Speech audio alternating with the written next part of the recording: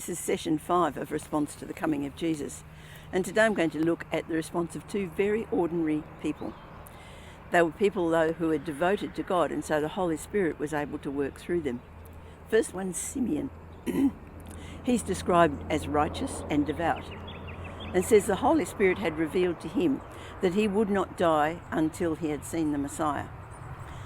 On the day that Mary and Joseph took Jesus to the temple to consecrate him to God because he was their firstborn son, the Holy Spirit prompted Simeon to go to the temple, and Simeon obeyed, heard that prompt and obeyed.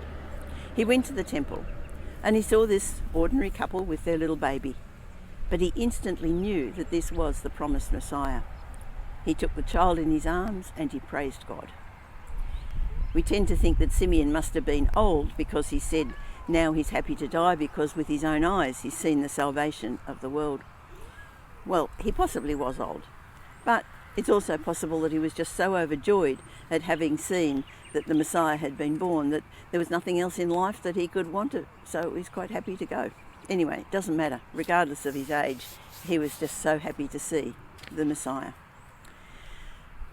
Simeon saw that this child was the salvation of the world, a light to the Gentiles. But he also foresaw that Jesus would challenge the human way of thinking. Luke 2:33. This child is destined to cause the falling and rising of many in Israel, to be a sign that is spoken against, so that the thought of many hearts will be revealed.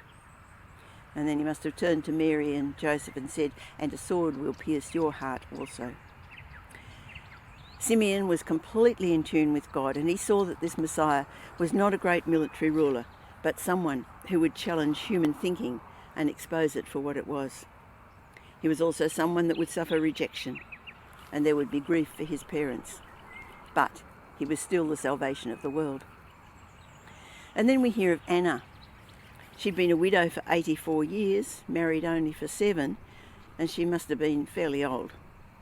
She was so devoted to God, it says she spent all her time in the temple worshipping and praying and fasting. She just happened, by God's appointment, to come up to them at the very moment that Simeon was praising God. And so she too gave thanks to God and prophesied about the child bringing redemption to Israel. These were not leaders. These were just ordinary people, but people who loved God and kept a close relationship with him.